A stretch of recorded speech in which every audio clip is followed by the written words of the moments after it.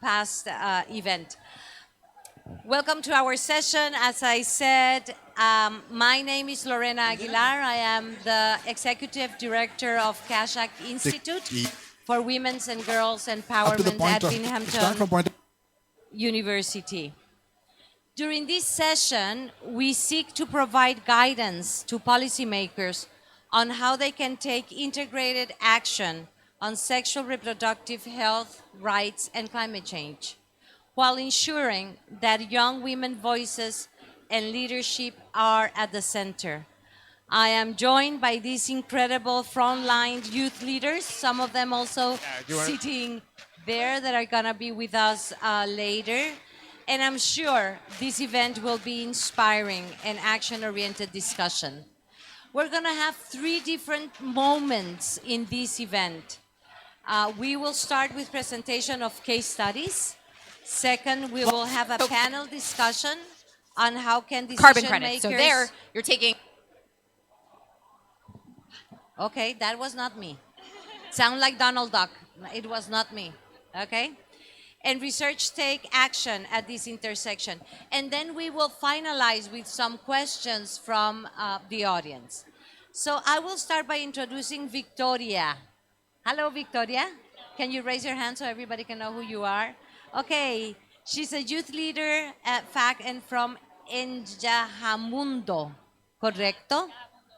Muy bien. Victoria is a young Brazilian woman from Sao Paulo, has a degree in environmental management from the University of Sao Paulo, and is currently doing a master's at the University of Porto. She participated in communication, advocacy, and climate education projects and co-organized the youth recommendations of the Youth Forum at CSW 66. Victoria, what is the intersection between sexual reproductive health, rights, and climate change, and why does it matter? Okay. Hello all. Hello, thank you Lorena for introduction. So it's a big pleasure to be here today in this privileged space to talk about intersection between climate and SRHR in my youth perspective. So as a Generation Equality Forum youth leader, me and my amazing team participated of the CSW 66 on a side event that we showed a documentary available on the YouTube channel in the Generation Equality Forum that showcased the intersections between gender equality issues and particularly for youth, people with disabilities, and sexual and reproductive health and rights, and a just response to climate crisis. So we participated also with the Youth Forum, and let's go to the point. What's the intersection between the climate and SRHR? The drivers of climate change have a direct effect on our health and also social effects in a gender equality women's rights. And as a consequence, we can connect and make an interlink between sexual and reproductive health and rights, especially when we recognize that climate change is not gender neutral. We need to highlight the unique experience and vulnerabilities of girls and non-binary persons in all diversity in this patriarchal society in a global south. I will talk about 2 intersections between SRHR and climate change. The first one is the access to essential service. Extreme weather events impact women and girls' rights to access health infrastructure service. As a result, we have a negative impact. Less access to contraceptives, emergency contraceptives, like lack of family planning service, menstrual hygiene products, and as a consequence, girls around the world are suffering from unwanted pregnancies, menstrual poverty, and also this humanitarian crisis as climate disasters and forced displacement brings. So these situations can exacerbate gender inequalities and health issues, and also affects girls' education and development. It's also important to notice that climate change is related to food insecurity, bad nutrition, vector-borne disease, and water and air pollution. So this has direct impacts on SRHR of pregnant people, increasing maternal mortality and more implications for maternal health care. So the other one is gender-based violence. So climate change can be related to scarcity of natural resources and impacts directly the agricultural income of communities, increasing the conflicts and the number of gender-based violence cases, such as physical, sexual violence, and it also can associate with forced and child marriage. So early marriage can see as a way to protect girls from violence, but as a result, girls who marry early is more likely to experience domestic violence and abuse and is associated with lower levels of schooling for girls. So I bring here a case from my country, Brazil. I had the opportunity to construct an opinion piece in a partnership with the thematic coalitions leaders Rosalind and Dr. Shakira Shonara and my amazing friends Annie Eloise, also a youth leader. So the Yanomami case is about illegal mining. The process of illegal mining on Amazon forests contributes to climate change directly with CO2 emissions. And with the deforestation process, it's also important to highlight that indigenous people and communities are leading to the protection with the territories. The impacts of mining go beyond of the nature. This affects directly girls and rights of the region. Illegal miners use a heavy metal called Mercury in the process of mining, and this metal contaminates the rivers and the fishes of the region. Local communities feed themselves primarily for fish and contaminates and cause harm to pregnant people in the region, increasing the miscarrying and malformations and even death. The sexual body autonomy and freedom of these girls is extremely impacted. Indigenous communities have witnessed the increase of sexual violence cases, disease, STDs, child marriage, and prostitution. So, yeah. Why does it matter? SRHR are fundamental to achieving gender equality and also construct a healthy and more equal population. In addition to that, is also a strategic climate key points for climate justice. Promoting integrating gender plans into climate policies allow women and girls to engage and help to build resilience and adaptive capacity in their communities. Girls are suffering climate change consequences that they are not responsible for. We need to ensure that SRHR is considered in the policies plans of climate crisis. Done? Thank you, Victoria. Well, that was very well done. Thank you. And by the way, Victoria, at the beginning of this year, there is a group of women in the Amazon themselves that have taken the task of reducing the use of mercury. Yeah. And this is just led by the women. They're called Mujeres de Oro, Women of Gold, that they're doing that. So thank you very much. Thank you. Now I have Barbara Mers and Theo Gibbs, each one of my side. Barbara leads Pathfinder. She has worked in climate resilience. Pathfinders work in climate resilience. Her background is in policy, which has active collaborations and local teams, government, ministries, donors, and partners to create existing on-the-ground programming in countries including Egypt, Tanzania, Pakistan, Bangladesh, and Nigeria. She has launched an online climate and gender solutions guide at the COP. We want to hear about that. A big clap for the guide. And Theo works at the intersection of design, technology, and social innovation. Wow. I really want to hear about that. As design director at G Labs, you call it? Y Labs. Okay. She guides Y Labs' global portfolio of youth-driven programs in the area of sexual, reproductive health, mental health, climate resilience, and economic solutions. But she leads also climate health gender work, where she combines her expertise in human-centered design and climate science to advance integrated solutions.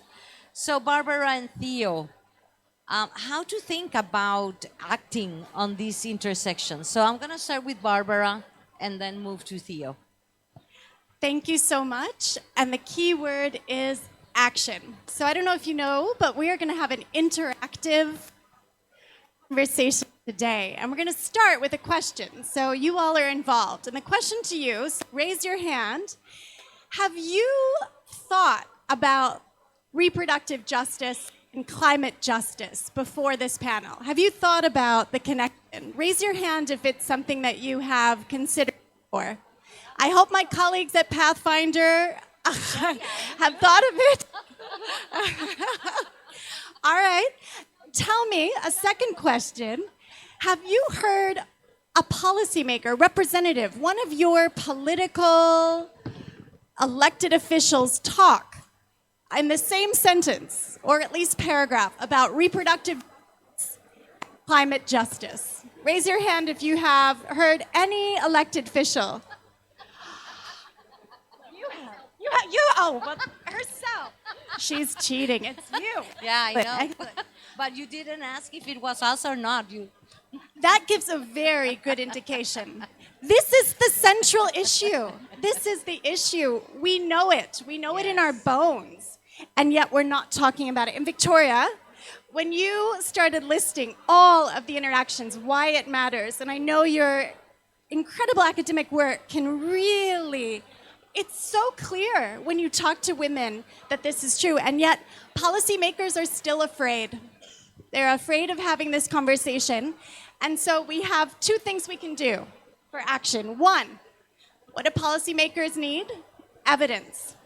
So our team at Pathfinder has actually collected 300 pages in a solutions guide of the, you can go to the next slide. Next one. Sorry. That's okay. It's called the Solutions Guide for Climate Change, Gender, and Health. This is the solutions guide I wish we had when we started our work years ago in this. There's so much work out there at this nexus. There's actually an incredible amount of evidence from top-notch medical journals, political scientists, data scientists. I was at Harvard last month. I mean, this is a very hot topic, climate, gender, and health. And we know in our bones, reproductive justice is central to climate justice. And why is that? Well, half of the world or more requires the kind of sexual reproductive health and rights that every person is guaranteed, and that matters. It sends a ripple effect out to whole communities. This guide, I highly recommend. It actually has grouped by evidence. So if you're interested in the effects of extreme heat, or if you're interested in the effects of flooding, humanitarian disasters, food insecurity, this guide is an excellent source of reference, and I hope you tell all your friends about it. This is something where if policymakers aren't talking about it today, they will be talking about it tomorrow because we don't have a choice. This is a really critical thing if we care about the advances in global health, if we care about gender equity.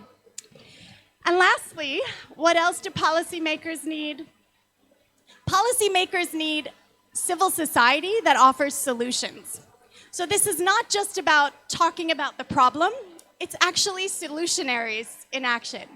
And I just wanted to share a short story to end off my section, which is, if you go to the previous slide, over the weekend I had the opportunity to travel to Jordan in the desert. There's a beautiful place called Wadi Rum, which is in the south. This is an extraordinary site because young women are growing vegetables in greenhouses by the sun and by salt water. So with this technology, they're called saltwater cooled greenhouses. And it's incredible to meet. There was two women, back, the Sahara Forest Project, back. That's okay. Back. One more back. Back. Yay! Yes. No, the next one. There we go, thank you. Sahara Forest Project in Jordan is actually a great example of a solution in action. It is growing cucumbers and tomatoes, and if you're hungry at COP, there's a place just in our pavilion we share with Bologna that we're sharing. These vegetables are incredible, and they're grown by women who are regenerative farmers and engineers. I had the opportunity to meet two of them, young women in the She Grows Network, one named Bushra and one named Lillian. They are tough, and they are true, and they are committed to changing the way that food is produced because we don't need to have food systems that present the problems Victoria was talking about that have those externalities of pesticides or the mining that pollutes our rivers. We actually can do this in a way that relies on things we have a lot of, the sun and the salt water, to create something really fresh and nutritious and abundant. And I have to say that it's these solutionaries that I want to be part of. I want to continue our policy work to create the evidence book for action. So you guys have the link. Please go on socials. And watch out for the interactive panel. We have something coming up that will be asking you for your ideas of solutions. We're going to have everybody write some down. We're about sharing. If we're going to be serious about policy, we have to make some noise. We have to make noise so our policymakers will be able to go from this moment and bravely talk about the connection between reproductive justice and climate justice. Thank you, I'm excited. Barbara. Thank you so much. Thank you so much. Have you provided a link of where people can get the guide? Absolutely. Behind me, I don't have Can you go eyes one on more my forward? back. So if we can put it up so that everybody can see where is the link. Pathfinder.org/climate solutions guide. Check it out. Thank you. It's Thank you, excellent. Barbara. Thank And you. just to add something else about politicians, you know, when we had worked a lot with ministers, you don't train them, you update them on the latest. You give them the updates. Yeah, You updates. let them know the best stories, and they will share them and they'll vote on Well, it. thank you done. for that. Thank you. Theo, same question as Barbara. How to think about acting at this intersection? And you're doing it from many different perspectives. So I'm really looking forward to hear it. Thank you. And I will be super quick, but I'm just going to give 3 tips for policymakers and for people who are trying to influence policymakers around this intersection of SRHR, climate, and young people, you know, young women in particular. So if you want to go to the, or I'll just grab it from you. It'll be easier. There you go. No, I'm not making faces. Okay. Just making sure. Okay, here we go. Okay, so 3 tips. There's much we could say about this, but I'm just boiling it down to 3 that the evidence indicates and that I've learned from our work. So the first is when we think about this intersection of gender, SRHR, and climate change, is to plan for movement. A lot of evidence indicates that migration, climate-driven migration, is going to increase. It's already increasing, we know. And according to the International Organization of Movement and Migration, 80% of the people who are predicted to migrate will be women and girls. And we know that when women and girls are in displaced and migrating situations, they are at greater risk for gender-based violence, for poor access to sexual reproductive health. So we need to think about how do we create health systems and reproductive health systems that are agile, that are mobile, and are responsive to young women and girls who are migrating. The second tip is to, and I think everyone here would agree, to center and include young people in planning SRHR services and climate adaptation. When young people and women are at the center, they can be problem solvers and agents of change in their own future rather than just victims of climate disasters.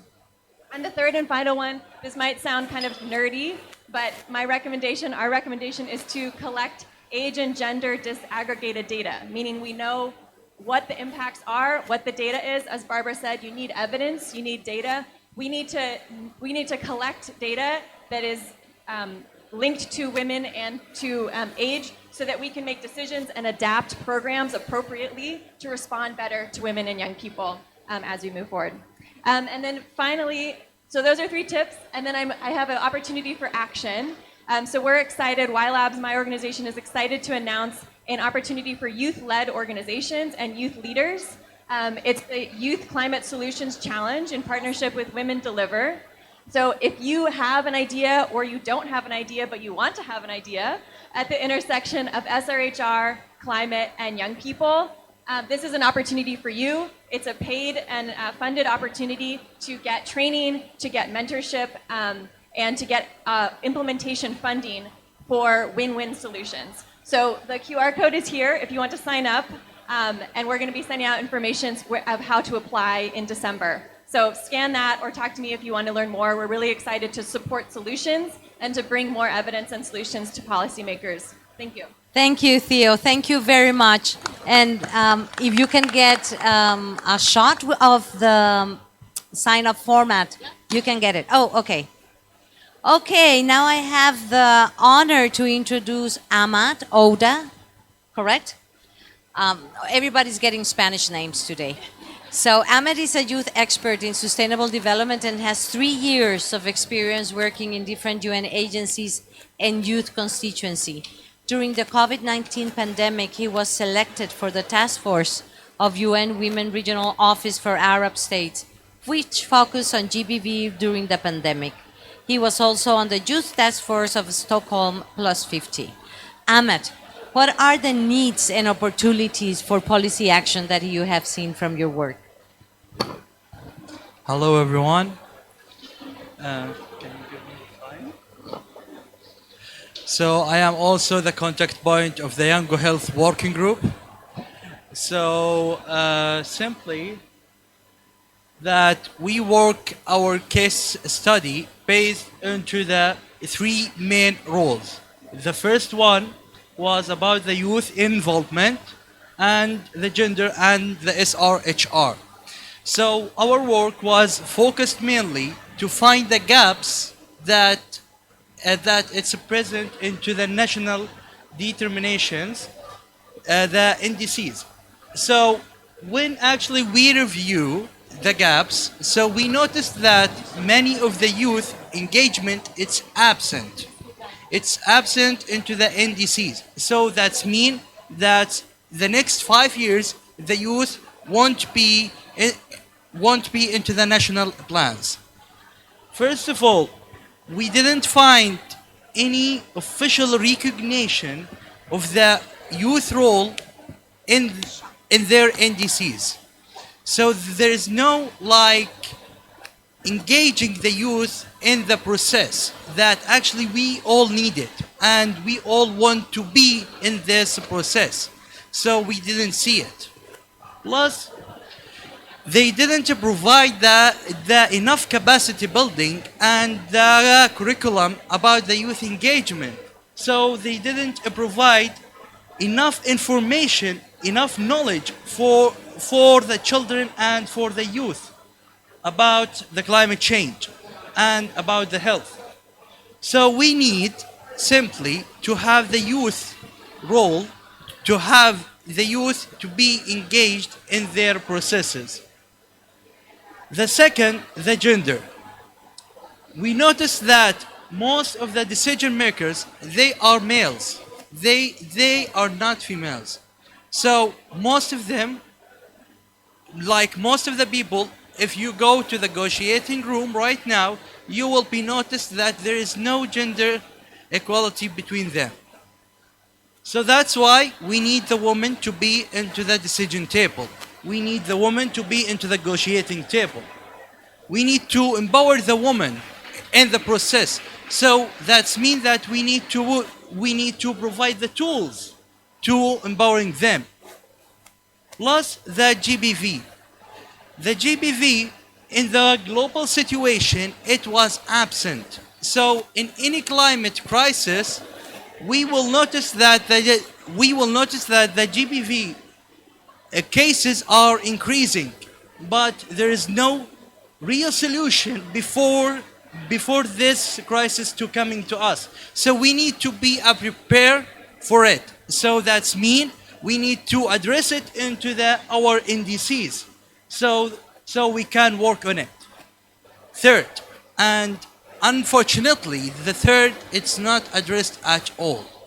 Literally, the SRHR. Like only few countries around the world, they only address it as actually a word. That's it. But they didn't do any real action for it. So if we need the official recognition, then we will move into the implementation. So we need to have a real implementation of the SRHR into our communities, into our national level. So that means that we can advocacy more into our national level. The sexual education. Unfortunately, into the Arab region specifically, this topic it's so highly sensitive because they having the culture and we won't be allowing our children to know more about it. So we having also the culture crisis. We are facing it. So right now I will be focusing into the some of the good examples that I see into the Arab region. First of all, you have the youth engagement. So let me mention one of the member states. It's Tunisia. Tunisia, they having a younger professional negotiator program. So they are literally engaging the youth to be a negotiator. And one of my friends right now, he is into the negotiating room and he is negotiating as a member state. So that's actually good. Plus, they are addressing that in their NDCs. So they are taking the action based on it. Involving the youth in the UN process and into the government process. So right now the UN is trying to involve as much as they can into the UN. But what about the government sector? Are we seeing the youth being really involving, engaging? No. Because simply they must understand that the youth, they are the present generation and they are the future.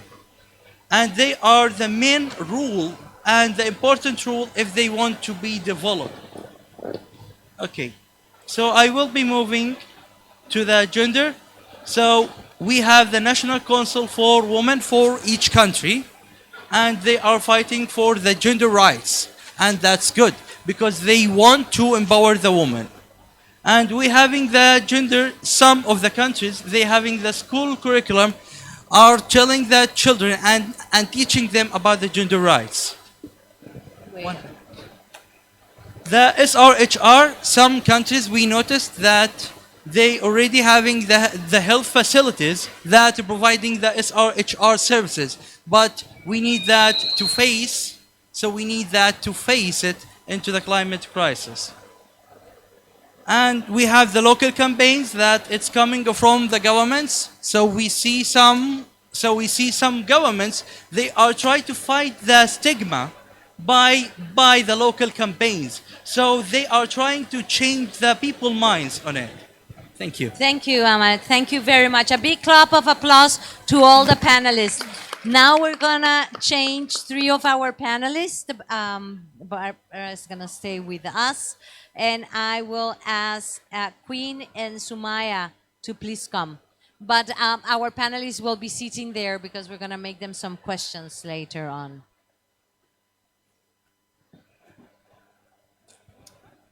Hello, ladies. Some of you have just arrived, right? Yes. Okay. We're going to keep this as energized as possible. I'm going to ask Queen and Sumaya when you intervene to introduce yourself because I have already introduced Barbara.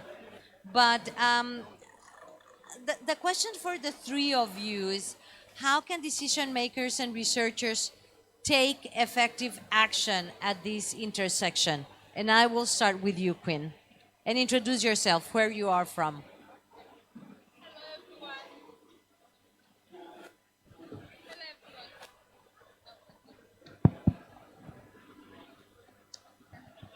Hello, everyone. My name is Queen Wayin Naya Chikwendu. I am from Nigeria, and I am a co-chair of Climate Change and SRHR of Youth Coalition on Sexual and Reproductive Rights. So for the question on how researchers and Decision makers Okay, researchers and decision makers can take effective action. So we are exploring from the angle of the impact of the activities of transnational corporations in our countries. So we know that oftentimes when these organizations, corporations come into the country, certain negotiation processes are being done for them to, for in Nigeria, we have their presence in Nigeria where they in the drilling of our oil and mining too.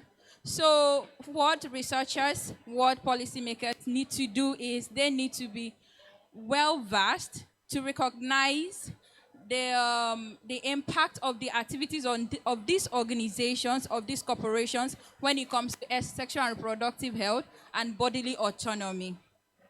Because oftentimes, by the time you see they are in your country, at the long run, you see they have like their impact is very negative at the long run. So we see that often see that our government are not even aware that these people are their impact oftentimes is negative when it comes to our sexual and reproductive health and bodily autonomy for young people especially. Then secondly, I also want to talk on climate health financing. As negotiations go in, we know that if we go across all the rooms now, we will find out that some of our parties do not even have much knowledge on climate health financing. So we are talking about adaptation. Sure, we agree with that. So if adaptation does not include climate health financing, it is incomplete because health is at the top of the game. So we as young people should try, when we go back to our various countries, engaging this our government so that they should also know for the support that are coming from some of from some of the other governments, they should put climate health financing at the top of their list. Thank you. Thank you very much, Queen. Sumaya, you come from Fridays for the Future Most Affected People in Areas. So, how can decision makers and researchers take effective action in these interlinkages? Hi, everyone. Thank you so much, Lorena. My name is Sumaya, and I sit on the boards of two environmental organizations, Blue Earth Organization and Wild Heart Kenya. With Blue Earth, we work on nature restoration projects, whereas with Wild Heart Kenya, we work directly with communities and wildlife that are affected by the climate crisis. Right now, my home is going through a devastating drought, and I can tell you for a fact that women and girls are disproportionately affected by the climate crisis. Every single day that I have worked, we are faced with difficult situations. We have young girls, because their parents' crops have dried out due to climate change, are less able to afford sanitary products, and we have young girls that are exploited to exchange sex for food during the pandemic and are now mothers and cannot go back to school due to the stigma that they face. Again, girls are missing out schools to trek long distances for water, whilst the danger of rape and wild animals lurk in the beaches. Pregnant women who can't have access to health centers end up giving birth in their homes, leading to serious health issues or even death at times. And the climate crisis makes this worse. A drought means less income and no commute to health centers, no money to commute to health centers. We have an increase of sexual violence on women because the burden that falls directly on them for domestic chores, all because of the crisis that my country is facing for emissions we contributed the least towards too. From this, we can see how women are negatively affected by the climate change. As a grassroots environmentalist, I'm here to tell decision makers, as we mitigate and adapt to the climate crisis, to urgently invest more in girls to put an end to period poverty. Sanitary products shouldn't even be a luxury at this point. We need to invest more in young mothers. Early pregnancy shouldn't ever be a deterrent for being the best you can be in life. The poorest communities must be provided with better health services and new insurance mechanisms. When we look at relief disasters as they strike, along with the necessary needs like food, water, and clothing, sanitary provision, and actively working to ensure women are not exploited sexually needs to be paid attention to. We need to look at water solutions and how they can immensely improve the lives of women and girls when we talk about climate mitigation and adaptation. Include the most vulnerable communities in decision making and make it easy for them to adapt and live a more sustainable lifestyle. Empowering education in order to increase girls' opportunities for leadership and decision making are highly correlated with pro-environmental and sustainable outcomes. If we achieve gender equality and quality education, we would also achieve a level of transformation of the root causes of vulnerability to climate change. When we speak about loss and damage, let us never forget about the important role of sexual rights, because climate justice is sexual reproductive health and rights for all. Thank you very much. Barbara, what else can you add to what these two wonderful youth women just told us? It's hard to top what Queen and Sumaya had to say, what powerful, incredible points you have. I will say one thing, which is climate solutions are local. Politics is local. I want to bring up my colleagues from Egypt, my wonderful colleagues, Mohammed Abu Nar, Rania sitting right up here. Their work in climate resilience led by women, our work in sexual reproductive rights across 20 countries in Africa and Asia has taught us one thing. The solutions that exist to particular places because the climate threat is different every place we are. It is hyper-local. So we have to stop thinking for a moment that there's one size fits all. In the Soag region with the Ma'an project, it is about greening clinics. So there's sexual reproductive health and rights clinics, sometimes with unreliable energy. So to bring solar panels to these, to ensure that whatever the weather situation is, these clinics can keep working and they can be reliable, and also green as a sense of pride is really important. So I just want to underscore, we're here in Egypt. You know, let's not forget, I know it feels like we're in UN land, which we are, but get down to the earth here. This is an incredible land, and every land that you walk on holds some secrets and holds some lessons. And ask the people there, what is the solution? They will know. Thank you. Thank you very much. A big round of applause. Okay, so no, you can stay there. Now, we are going to engage with all of you. Okay. Oh, you're going to give the word to them? Oh, okay. Just a sec. You want to say something to what Barbara was saying? Yes, you may. Brief, very brief. Thank you so much. I'm actually a pharmacist, and this is really new to us, and we're very, very proud that we are finally here in COP. And you have brought a lot of new aspects for us to link between health and climate change. I've been going around, people asking me, oh, what is the link between pharmacy and climate change? And now, like, because of you and everyone, now I know how I can contribute to that as a healthcare professional. Thank you so much. Thank you very much. And that is a perfect, I'm gonna just hold it. Just hold it for me. Just hold it, don't worry. Ask you, all of you, what action do you want to give to this COP27? What do you want to tell decision makers in relation to this topic? We were supposed to have some cards, but we don't have them. But I'll give you 1 second to think. What do you want to say to those negotiators that are outside there on this topic?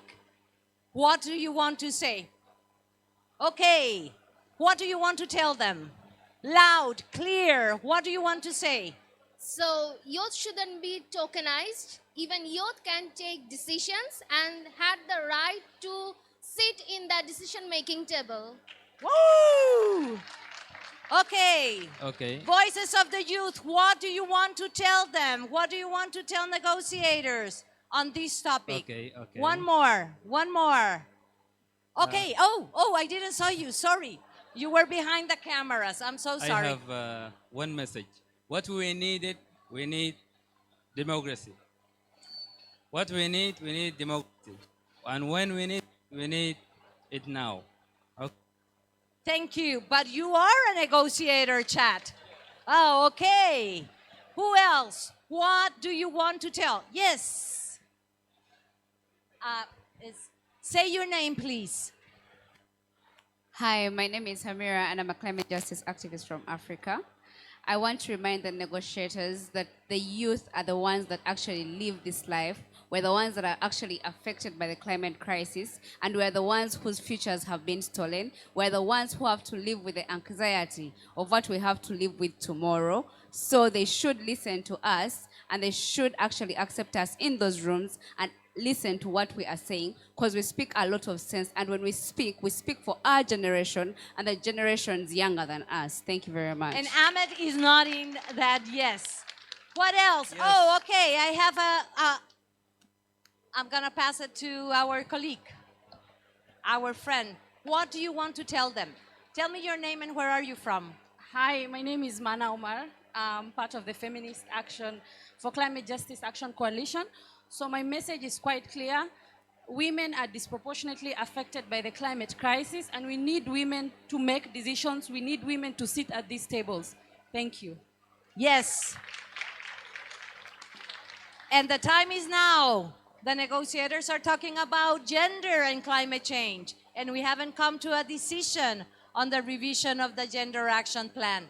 So go out, talk to your negotiators, and bring this topic, which has never been included in any of the mandates. Reproductive rights are not even mentioned in the 104 mandates that we have under the convention. It might be time, huh? After how many years? What else? Who else? The last one. Oh, okay. We have 3 last ones.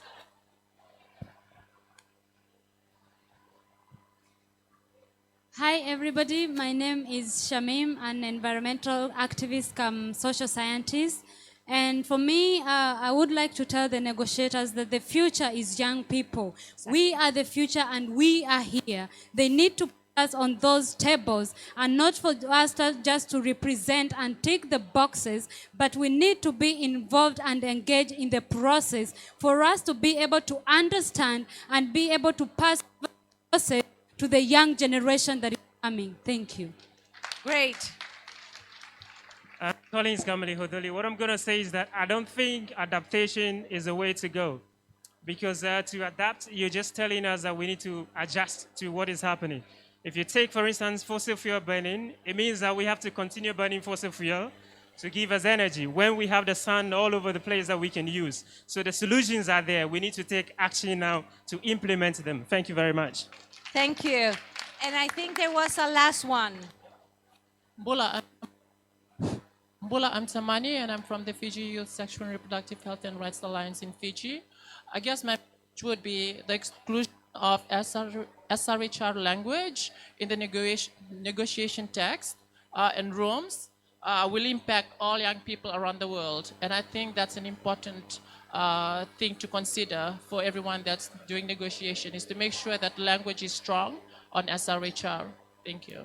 So now, your role is to go back to your country negotiators and ask for that type of text.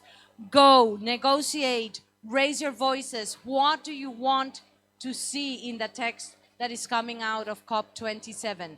Don't ask, demand. The time for asking, it's over. Okay, and with that, I'm going to give 30, the last mention to each one of our grade 5 panelists. You have a microphone up there? No. 30 seconds, Ahmed. Your final thoughts for today. My final thoughts that when I see the whole youth here that having the great energy to change, so let's make the change.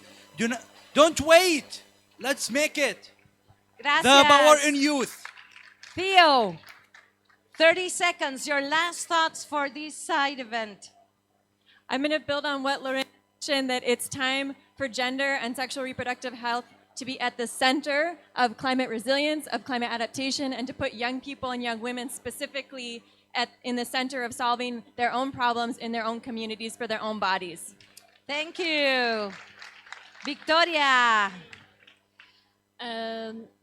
I'm very happy to see a lot of people engaging in SRHR. That is a new start for us to think about the empowerment of women. And we need to think that we are the strategy to climate action. We are the strategy. Women are the strategy. So thank you. Perfect. The other day I read we're not only half the planet population, but we also gave birth to the other half.